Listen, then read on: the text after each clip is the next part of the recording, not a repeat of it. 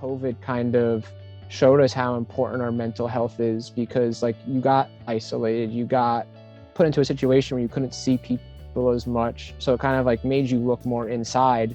So might as well go to the thing that people are on, I don't know, anywhere from probably 5 to plus hours a day. Go to the source of that and be like, hey, here's something that could be like not only beneficial for you, but also something you're already on. So I think that's where it could really help.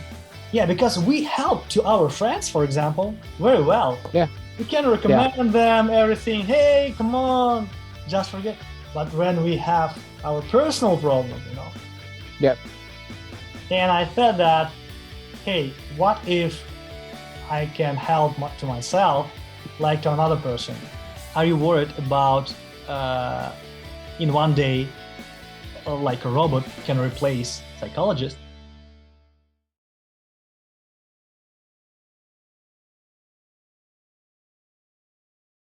I'm Armen Arustamov, CEO and founder of Guided Internal Dialog Mental Mobile app. We help youth and student athletes, and not only athletes, but their non-athletic peers, to overcome their mental challenges and to win competitions, and also to win in life. Today we have the special guest, former athlete and professional head baseball coach, Matt Rieger, certified mental performance coach, great guy and very smart guy, by the way. And it's great that you are about practice, about real life, about real sport, and yeah, thank you very much. No problem. Yeah. Mental health state of athletes, what do you think about this topic? I think right now it's in a flux in terms of kind of where they're at. I mean, we just got through, I don't know if we got through, but we're still in like the state of like COVID, where there was sports being shut down, people like having to alter their schedules. And I think it's put a lot of pressure on athletes. I know like in terms of like high schoolers trying to get into college, like it's extended people's like eligibility. So there's less spots on like college teams. People are stressing about that. And I think just at like the younger level of high school, it's like all these thoughts of like getting a lot of pressure of like what school I'm going to, what for me, like I'm at a facility that trains predominantly baseball players. So like, it's like, how hard am I throwing? If I hit this number, I can get into this school. And so you see like a lot of like pressure coming from the players of kind of like, I'm going to say like a lot of like outcomes that they want to achieve.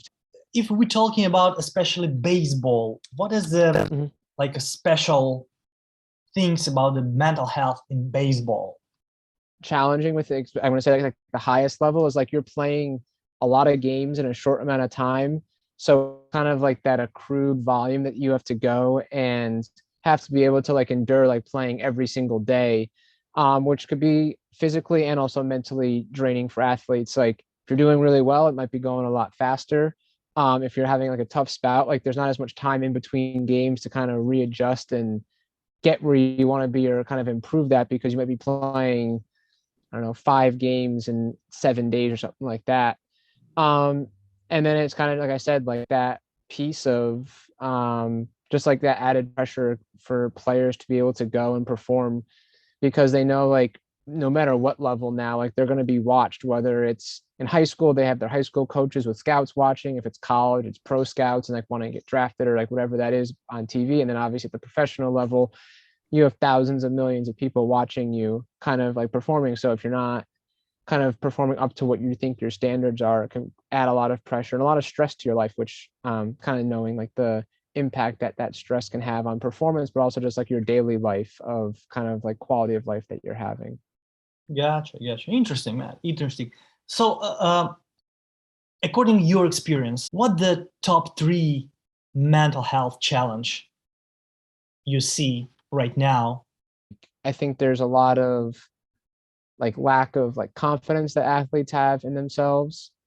I think there's a lot of like future thinking type of things. Like they're really getting out of the present, of kind of scared they're going to be failing. So kind of like maybe out of the present and like that perfectionism kind of like thought. where it kind of like makes them feel like every mistake is like a problem, and like that's unacceptable, which kind of like really wears down on them.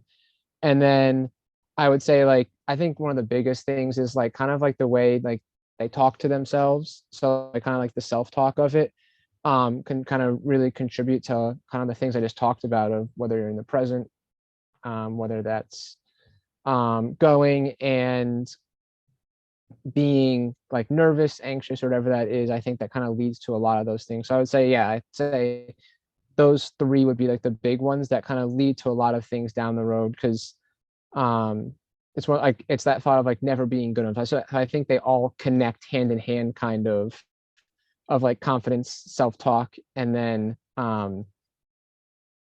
being like in the present moment with stuff and having some of that those perfectionism tendencies. Great. And what the age? I would say that's high school. I would with it predominantly. And then I would say as you kind of progress further and further, with it, I think it's like a lot, like I kind of go back to that pressure once you get to like each level you go up, whether it's college or professionally. I feel like you kind of get more of an awareness of it. And I think that then you kind of see like, oh, like how important it is. Like I've kind of found that as you kind of get to like those upper levels in college, you start realizing like, oh, I've done all this work before. And I've tried to go and like work on the physical side all I can. Now it's like, okay, well, what's next? And it kind of turns to be that mental side. So that's when it's, I feel like you're like a junior, senior in college, or like at the professional level now, and you kind of say like, hey, like I need to work on the mental side. That's like the next thing. So now it's kind of trying to get like younger athletes, like in high school, to realize like, hey, if I can get to some of this now, it's going to really set me up going forward. How they try to solve their mental health challenges before they come to you? I'd say in my case, they think that more reps physically are going to go and get them where they want to be.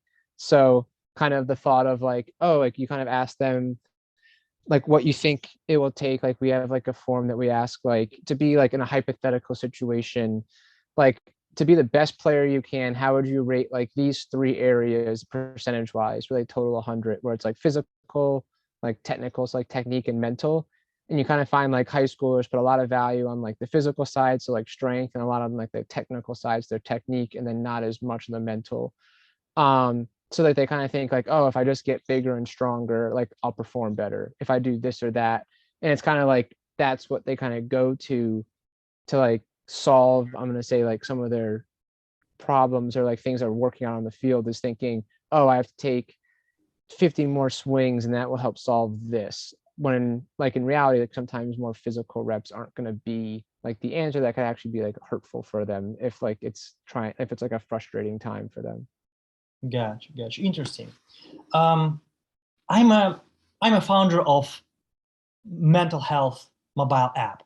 So I'm working in tech industry. And what do you think about this modern trend in mental, especially in mental health and in general in sports, to use mental performance app, mental health apps, or just some programs?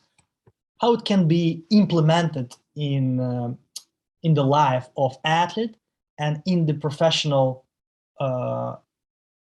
life of psychologists or mental performance coaches? Yeah, I think it's big to kind of go and be able to have like a resource that someone can access, like I'm gonna say more frequently than say like a professional, like in person, because I like kind of with working with people, like you're not going to technically be with them every single day or have like a resource for them every single day. So if it could be like on a technology based, like on their phone or whatever it might be, they can kind of have access to support or help much more frequently. And it also kind of spread the awareness of for themselves of like what they're going through, and also kind of be able to explain, or I'm going to say like vent or whatever that might be, about something that's going on in their lives, when say they might not have as direct access to a professional like in person on as much of a consistent basis. And I think it kind of spreads the awareness of the need to be able to go, and like how important our mental health and mental well-being is, that like there is such a big like progress happening and going on in the field of, like you said, like apps and different supports online. Because it's a big thing. And I think that's where like COVID kind of showed us how important our mental health is, because like you got isolated, you got put into a situation where you couldn't see people as much. So it kind of like made you look more inside. So might as well go to the thing that people are on. I don't know, anywhere from probably 5 to plus hours a day. Go to the source of that and be like, hey, here's something that could be like not only beneficial for you, but also something that you're already on. So I think that's where it could really help. Are you worried about in one day, like a robot can replace psychologist? I'm gonna say like potentially. I think that there's still like a thing with like that human like connection as well as like conversation that is like very valuable with what's going on. Um, I don't know what technology looks like 10, 20 plus years down the road from now. But I kind of think that there's still like that piece of like human interaction that really plays a big role in therapy and like with mental health and performance and counseling. That is like a vital piece that separates sessions that are like on your phone or like with some form of technology compared to kind of like as you like a robot going and like counseling someone.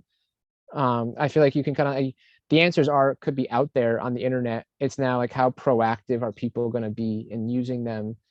And I think kind of like having like an actual person that they're going and working with also keeps like clients more accountable to staying on the session. I feel like that could lead to maybe like more like I'm going to say like no shows or people not like doing it as much because like there's that human aspect of like, oh, like if I don't show up, I'm now going and kind of like taking time out of someone's life, or if it's like technology based, like you might not be held as accountable for it because like it's not that human side or person that you're no showing. Yeah, because it's happened with almost in taxi drivers, Yep. almost the whole flight, drive by autopilot. Yeah. Yeah, exactly. And that's where also like it's like building a relationship. Like you're building like a very solid, like in this case, like professional relationship with someone where they feel comfortable with you, compatible with like working with you and showing like that side of it, which I mean, at the moment, I don't think there really is that from a technology side where you can like really build that good rapport with like a robot per se. Mental health psychologists, mental performance coaches uh, told me that, and even clinical psychologists told me that the apps, mental performance and health apps, help them to involve people to the therapy or to the sessions. The people who don't ready to go to psychologists right away and share their personal information, and it's the app can be some bridge Yeah. to professional mental health service. Majority of suicide happens from 4 to 6 a.m. when the people, young people, don't have access to the professional. You use our app, Got It app. What can you say about your user experience, like just regular user and like a mental performance professional? Yeah. I used it the other day. And I definitely went and it was like it was interesting going and like talking into like an app and then being able to go and like kind of hear back what you were saying. Um, and then kind of being able to go and kind of like I'm gonna say like almost like a form of like journaling almost like how like when you kind of like get your ideas out and then hear them back or read them out in the case of journaling, like it allows you to kind of like put it into more perspective because you're kind of like hearing what you say, not as you say it, but while like afterwards. And you're like, oh, like you kind of realize, oh, that's kind of a whether it's an irrational thought or like kind of like a why is that the thought that I'm having? You kind of like start questioning yourself a little bit more of kind of like, oh, that's it. Like you kind of start putting pieces together, I guess is what I'm saying. Just by like being able to rehear what you're saying to yourself in this case. And then with the like then I had a little bit of trouble like then getting to questions. Like I was a little too close to like saying something and then asking a question to it about it to then kind of answer myself again. um, which could have just been me in that like situation or what, but like I kind of went and tried to go and ask questions to like further the conversation. And I liked it because like I went and was able to go and like kind of dive deeper into the topic that I talked about into the app. And I definitely like pulled away some pieces of things of like, oh, like I didn't think of that before. Which kind of shows like the power of like kind of just as we kind of said, like talking to yourselves can have and then kind of be relieving for you as well. How it works? How works the Got It app? And how works the internal dialogue? Because internal dialogue technique is a technique from cognitive behavioral therapy. It's a professional technique which we implemented in the app. But the regular people should understand this, how it works. Yeah, so you go in, there's like a list of some topics that you can kind of cover. As soon as you go into the app and they kind of give you a list of things you want to be working on. And then based off that, you go in and you hit add in terms of like hit add for a conversation you're gonna have. You kind of as a mentee go and kind of say what's on your mind, hit pause, next section, and then you listen back to it. And then you go and select the mentor section, which they listen to, and then then you have to ask a question based off of what the person said. And it kind of goes back and forth that way of like this internal dialogue with yourself with two different voices talking to each other. Gotcha. On your opinion, what the main benefits can get the athlete or coach or parent from this app and from the internal dialogue process? Mm-hmm. I think it kind of goes and gets you to like question your own thinking a little bit more, so it gains that awareness. Like a lot of times you might go and like not realize like what you're saying to yourself or kind of what your mind's thinking of, so it kind of can gain awareness for yourself.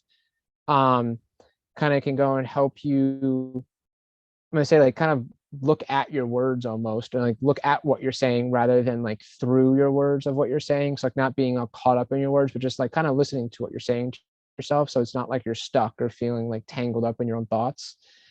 And then also like people go and like if someone asks, I'm gonna say like another person asks you a question or advice on something, like we're very quick to give each other advice or questions about different things and question it. So like, and we tend not to take our own advice on things that we say. So I feel like the app can kind of like help you work your way through, and like kind of like you said, like a starting point of, hey, like I kind of liked like talking some of these things out. I liked being able to go and like ask questions to myself that I might not normally ask.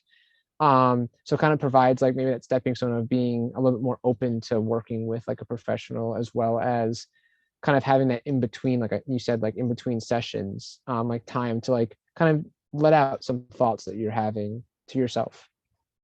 If comparing this approach, like internal dialogue approach, with very popular meditation approach, what can you say about this? In terms of like meditation, I find that I guess, yeah, it's being as present as you can in the moment and trying to go and like look at your thoughts that you're having non-judgmentally, non like critically, but kind of looking at them for what they are, which is like thoughts that you're having, which are going to happen naturally. And that's kind of like that meditation and like mindfulness approach of like you're more observing what you're saying rather than kind of like judging or judging them or kind of like criticizing them. You're kind of just looking at them for what they are, which in this case are words, like your own internal dialogue. And do you think what kind of people best suits Got It app?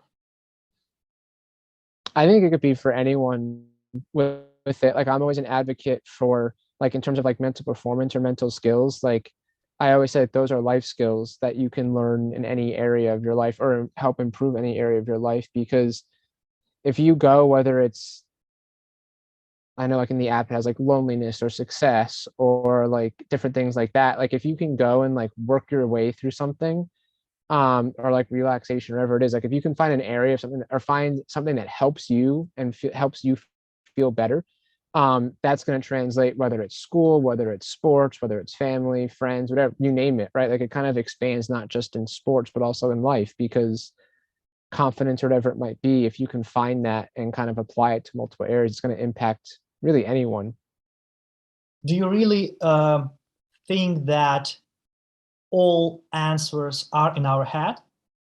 I think a good amount of them are in your head. I think it's now guiding that way to then be able to get to those answers. Because if you can guide an athlete or with the app, guide yourself to an answer, you're much more likely to actually follow through with it, because they're the ones, or you're the ones that came up with it. Where if you kind of get told what to do with everything, it's kind of like, oh, like more advice being given to me, I should do this, this, and this, and probably a lot less likely to follow through. So I'm a believer of like kind of like that like strengths approach of that people have, say, majority of the answers that they want themselves in their head already. And then it might be a couple of small, like in my case, like different skills that you might introduce to them that could be useful or helpful for them. But I have found like a little bit more of just like kind of explaining a little bit of how the mind works, or how like our mind can impact us. And then it kind of gives them a little bit of a tool to be able to then go and kind of apply to their life, where they still feel like, hey, I came up with this. As well as like then they kind of apply it to areas of their life to then come up with their own plan. So I think that's like maybe like a little bit of like questioning to guide them there, but for the most part they have the goal of what they want. It's now you're helping them find that process to get to where they want to go. But Matt, it's so not pretty comfortable, to talk with oneself and create some questions. The answers is okay, but you have to create some questions. So rather than to get some ready-made solution from YouTube or some meditation apps, what I have to, as a user, why I have to use this approach? I think it's personal. It's coming from you. So like that's where like a lot of times like it kind of gets people maybe a little bit uncomfortable, like kind of talking to themselves, but like it's something you do every single day. If you ask someone, do you talk to yourself, like instantly, if they don't admit it, it's going to come and they're going to think to themselves, oh, do I talk to myself? And like right there is talking to yourself. So like we constantly do it. Now I guess it's more getting used to hearing like your own voice, or hearing a voice kind of going back and forth, even though it's something we already do. So I think it's trying to normalize how much we do talk to ourselves, and now making it a little bit more productive for us. And also maybe address areas that we might not feel comfortable talking, and kind of getting you a little bit out of your comfort zone of talking, in this case to yourself, where it is personal. It's not being like shared or anything like that. It's for yourself to improve yourself, so it's a lot more of like a personal approach rather than like some cookie cutter like advice given like on the internet, because and you can find a lot of self-help information online that's going to be general for anyone, of whether it's feeling down or like upset or like even like depressed. Like you're going to get the answers of like find activities you like, go outside, exercise, eat healthy. And it's like those could be beneficial, but now how can you make it personalized for yourself? And that's kind of like the app can go and be beneficial or helpful, to then go and like kind of get answers of like, what is that plan for you going forward? Do you experiencing the internal dialogue in your life? Oh, for sure. Yeah. What kind of, I think, what type of this? It's negative or? I mean, yeah, I think that, I mean, our minds are kind of programmed to be like not programmed, but like they kind of are programmed to be typically negative or like hurtful to ourselves, the way we've kind of like grown up. Like that's why it kind of like it takes however many positives to outweigh one negative. Like I think it's like somewhere between 7 to 8 like positive events have to happen to outweigh one negative. Or after a game or performance, like you can have a great game and you're still thinking about like that one mistake you made out of an entire game. So I think that's kind of when I said like awareness of our self-talk is like really important, because we can really get down on ourselves very quickly and very easily. And once we can kind of separate like that our thoughts aren't reality or controlling us, that's like very powerful to be able to do. So yeah, absolutely have internal dialogue that spans, I'm going to say, probably more negatively than positively, because that's I'm gonna say most people. Yeah, yeah. And you, when you was an athlete, uh, did you try to control your internal dialogue? And how did you do this? I feel like the more you know when you play, the more you get caught up in your own head. Like when you're earlier stages, younger, like I'm gonna say like you're 10 to like 14 years old type of thing. Like it's just a game type of thing, and you're not really thinking of like you're much more in the present of what you're actually doing. And Hmm. then once you get older, it's all of like these, I'm gonna say like your parents or coaches or like scouts that kind of like put these like expectations on you, and that's where you kind of get much more like nervous per se, because you like there's more consequences to not doing as well. There's more people watching. Where like earlier on you're kind of doing because it's for fun, and then you kind of go and get a little bit more. So when I played, like I typically didn't have too like I didn't let past events like impact me too much. I was able to go pretty well and kind of be where I had to be with it. I mean, I would still have reactions, like I would still get mad at stuff or like upset about different things. That typically didn't go and then result in like a meltdown where I went and like couldn't perform like for playing baseball in this case. Like I was able to get back. I can't recall how exactly I did that, but I was able to do it. And kind of the thing now I kind of talk with athletes about is like if we're trying to fight like our thoughts, like thoughts are going to be very automatic. And if we're trying to fight them, then one, we're not in the present moment, and we're also going to be going and probably going to make that thought come back even stronger, like further down the road. So like it's kind of like that idea of like you mentioned mindfulness before, of going and being able to like be looking, how I said, like at your thoughts rather than like through your thoughts of what they're doing. Like kind of realizing that our thoughts, like they're just thoughts, like they don't control our actions. Like you can say not to do something and you can very easily do that action. So I kind of use the example when I say like, oh, like say to yourself, you can't stand up and try and stand up. Like you're able to do it, even though you had this thought that you can't. And I kind of use that as an example of how can you now kind of separate, like how you said, like separate yourself a little bit from your thoughts and kind of look at them rather than through them. Yeah. What can you recommend to athletes, coaches, and in general their non-athletic peers which experiencing the mental health challenges? I would suggest kind of finding what works for you and being able to go and like kind of really connecting it to what you like really enjoy, what you value. And that kind of can lead your direction of where you want to go, what actions you are going to take to kind of get there, and realize that it's going to be probably a lot, probably going to be a longer process than you think, but we're never going to go and be able to achieve per se like the goal itself. Like that's why we kind of want to go and follow like the values we have of keep striving for what we want to do, that's going to make us ultimately like enjoy what we're doing, even if it comes with some bumps in the road, because like we value that or we really want to be doing that. So I think it's kind of following what you want to do and kind of getting a clear picture of what those are in your life that kind of make you like value or be in like a good state of mind. Gotcha. What is your feature of your work comparing the another mental performance coaches? Mm-hmm. Yeah, for myself,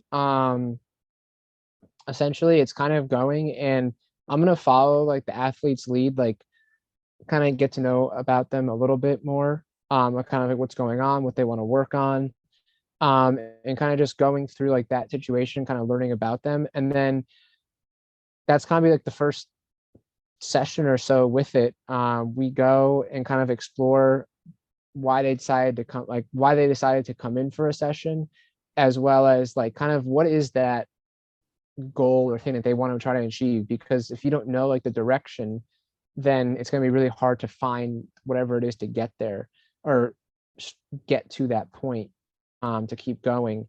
So I think it's just an opportunity to go and be able to kind of gain some awareness about yourself, and then ultimately through that being able to go and strive to get to where you want to be. And then we do it in a couple of different ways. Where I work, we do it in like one-on-one sessions where it's obviously much more specific, like to what that one person wants. We do it in like group sessions. So in that we go and do like a topic, like a specific topic for that week. with athletes, kind of it's like more of the educational side. So like a topic might be like creating habits or something like that. And like we kind of go through, like kind of learn about what the people in the group, what some of the habits they have, what are some ones they like, what are some they don't like. And then kind of like it's much more like discussion based, much more kind of open to the floor of what they're working on. And then at the end, like I'll kind of facilitate, like, or I'll facilitate those conversations throughout. And then at the end, we'll have like a tangible thing to take away to kind of like keep working on, as well as like some accountability with that. So like using kind of like the people in the groups to be able to go and like build relationships in that way, and also learn different skills, whether it's, like I said, building habits, self-talk, confidence, or whatever it may be. And kind of like diving into that topic a little bit deeper, and kind of allowing them to pick what they want to go forward with it. Like one-on-one session, it's $150 for the hour. And then for the group sessions, we do it where it's once a week for a month, and it's $200 for the month. Okay, so the group session is for coaches. So coach decide to. The group sessions for athletes as well. It'd be for anyone. Gotcha. How many sessions usually athlete need to solve their task, problem, or something? I'd say it all varies. I think it's one of those things where sometimes you go, and I typically say like the first one is to kind of figure out where we're going with it and where you want to go. And then after that, it's kind of going to be based off that. Typically, I want to have a second session for sure with an athlete, where we kind of discovered some things, kind of really gained some awareness about it, of what they're kind of looking for and what they want to improve in. And kind of I always give like small little tasks for them to do, to then like say like, hey, what worked for you, type of thing, what didn't work, and kind of go from there. So I would say definitely I would want like two for one-on-ones, like 2 sessions as like a minimum with that, to kind of see like how things were going, because that's why I typically don't have sessions more than once a week with the same athlete, because like I want them to now explore and try out what we talked about, what we were working on, and kind of learn about it. If it's like the next day you have another one, it's like, well, how much did you really take away, or like actually try this in like the real world? So yeah, I think it kind of varies with that, but I would say like a minimum of 2.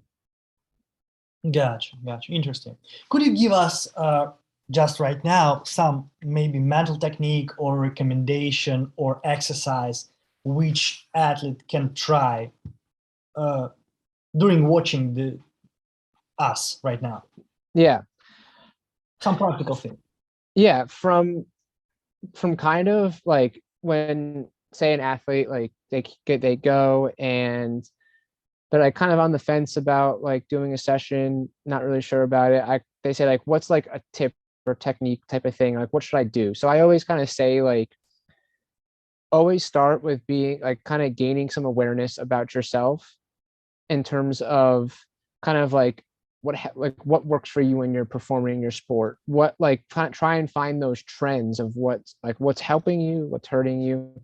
And then I say, if they want like a little bit more, I always say like, then start being really aware of like what you say to yourself, like your self-talk, because that's going to guide so many different things, whether like it impacts so many different things, whether it's confidence, whether it's concentration, whether it's like being happy, being sad, being angry, like a lot of different things. So I like a big thing I find with a lot of high schoolers is like they always say it with like they don't want to do. It's like, I don't want, like, don't do this, don't do that type of thing, which kind of leads to a lot of like negative thinking, as well as kind of like you're envisioning then like what you don't want to do, which kind of can get you out of what you want to be doing. So I always say like, focus on how much you say the word don't or can't or whatever, however you want to put a not in there, and kind of start saying what you want to actually do, and kind of see how that can impact your performance going forward. Gotcha. Interesting. Yeah. Thank you very much, Matt. Thank you for your time. It was Matt Rieger, certified mental performance coach. And by the way, friends, you can see Matt in LinkedIn, and I think we put his email in our publication. So thank you very much. Bye.